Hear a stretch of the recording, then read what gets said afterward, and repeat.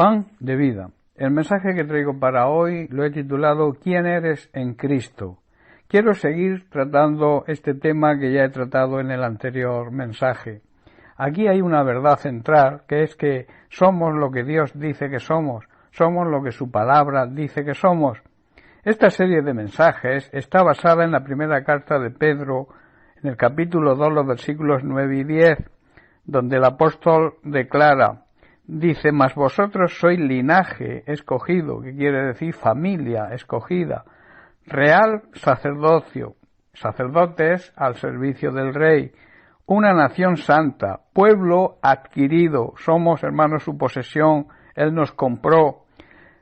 ¿Para qué? Con un propósito, para que anunciemos las virtudes, las proezas de aquel que nos llamó de las tinieblas, o sea, de nuestra ignorancia y de nuestro pecado, a su luz, o sea, a la verdad y a la santidad admirable y maravillosa que es su Hijo Jesucristo. Y luego el verso 10 dice, vosotros que en otro tiempo no erais pueblo, antes de conocer al Señor, antes de entregar nuestra vida a Él, no pertenecíamos a su pueblo, dice, pero ahora sois pueblo de Dios, vosotros que en otro tiempo no habíais alcanzado misericordia, pero ahora habéis alcanzado misericordia. El apóstol resume lo que somos, dice que somos una familia escogida, que somos sacerdotes al servicio del Rey, una nación santa, dedicada, apartada y consagrada, y un pueblo de su posesión, un pueblo que Él ha comprado con la sangre de su Hijo Jesucristo. Este honor es un privilegio que ha sido concedido a los creyentes, a la Iglesia verdadera. Hemos sido escogidos para anunciar las virtudes de Cristo. El apóstol estaba aquí diciendo unas verdades de gran importancia, las cuales estamos tratando en esta serie de mensajes. En el primer mensaje tratamos sobre lo que Pedro dice que somos, en primer lugar, que somos un linaje escogido. O sea, linaje significa ser descendiente de una familia. Entonces el apóstol declara que somos un linaje escogido, que somos una familia escogida. Y esto es un gran privilegio, ser una familia elegida por Dios para demostrar el cambio que se puede producir en la vida de las personas a través de la figura de Jesucristo, esa palabra hecha carne en un ser humano. Hoy quiero tratar en segundo lugar lo que el apóstol declara que somos un real sacerdocio. Sacerdote viene de la palabra pontifex, que significa puente. Quiere decir que el sacerdote actúa como un puente de reconciliación entre los hombres y Dios. Un puente siempre une, un puente siempre acorta el camino. El sacerdote era una persona debidamente consagrada y dedicada a ministrar, a trabajar en las cosas sagradas y mediar entre Dios y los seres humanos, y en el antiguo pacto era quien ofrecía sacrificios de animales para cubrir el pecado del pueblo.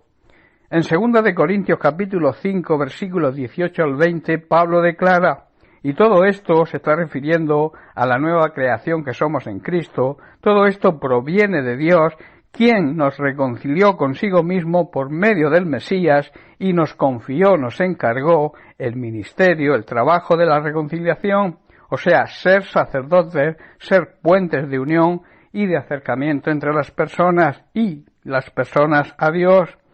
Verso 19, esto es que Dios estaba en el Mesías reconciliando al mundo, al ser humano consigo mismo, no tomándoles en cuenta sus pecados y puso, o sea, nos confió a nosotros la palabra de la reconciliación.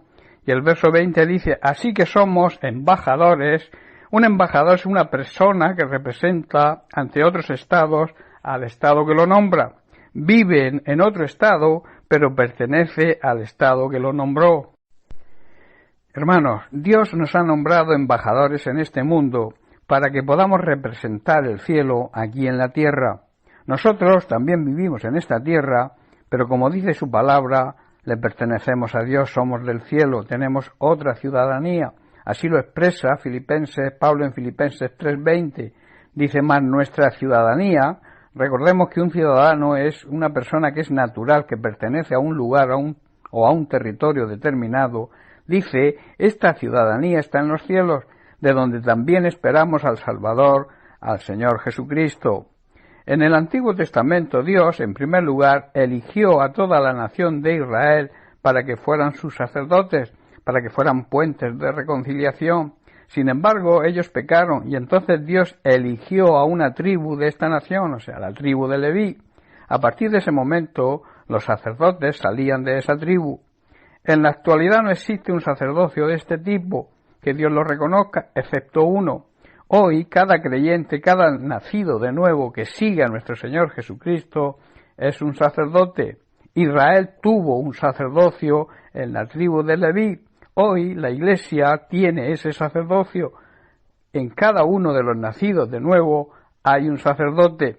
Cada creyente, por tanto, es un sacerdote en el sentido que tiene acceso a Dios, la barrera, digamos, fue quitada, que puede venir ante su presencia y ser intercesor, mediar como parte del cuerpo de Cristo que somos, y puede entrar en el lugar santísimo, de la misma manera que entraba en el Antiguo Testamento el sumo sacerdote en ese lugar santísimo. Hoy, el lugar santísimo es la presencia de Dios, que es un camino que fue abierto por el sacrificio de Cristo. Esta simbología la encontramos en Marcos capítulo 15, en los versículos 37 y 38. Dice así: mas Jesús, dando una gran voz, expiró, o sea, dio su último suspiro, y entonces el velo del templo se rasgó en dos, de arriba a abajo. Esto simboliza que la salvación viene de lo alto, viene del cielo, y no de la tierra, no de los hombres.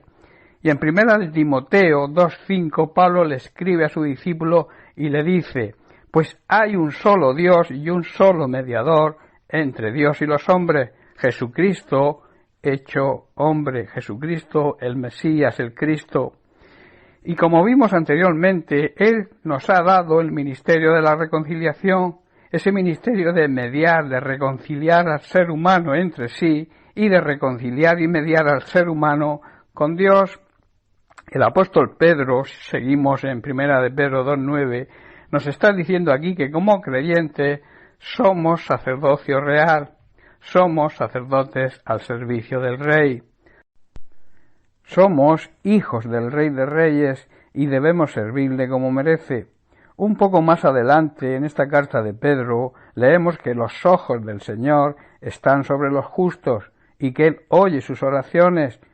Esto está en el capítulo 3, versículo 12, donde dice: porque los ojos del Señor están sobre los justos. Una persona justa es aquella que cumple y vive completamente según la ley de Dios, y añade: y sus oídos atentos a su oración, pero el rostro del Señor está contra los que hacen maldades, cosas malas. Esta es una hermosa realidad porque trae preciosas promesas y grandes consecuencias para nosotros, grandes bendiciones. En este pasaje se hace distinción entre los que hacen el bien, o sea, los justos, y los que hacen el mal, los injustos y los malvados, y las consecuencias que también esto contrae. Dios promete a los justos que los ve, los contempla y que presta atención a sus oraciones, pero también le dice a los injustos que Él está en contra de ellos, que se convierte en su adversario. En otras palabras, los injustos y los malvados son enemigos de Dios. Bien, pues hasta aquí el mensaje de hoy. Bendiciones para todos. Un abrazo.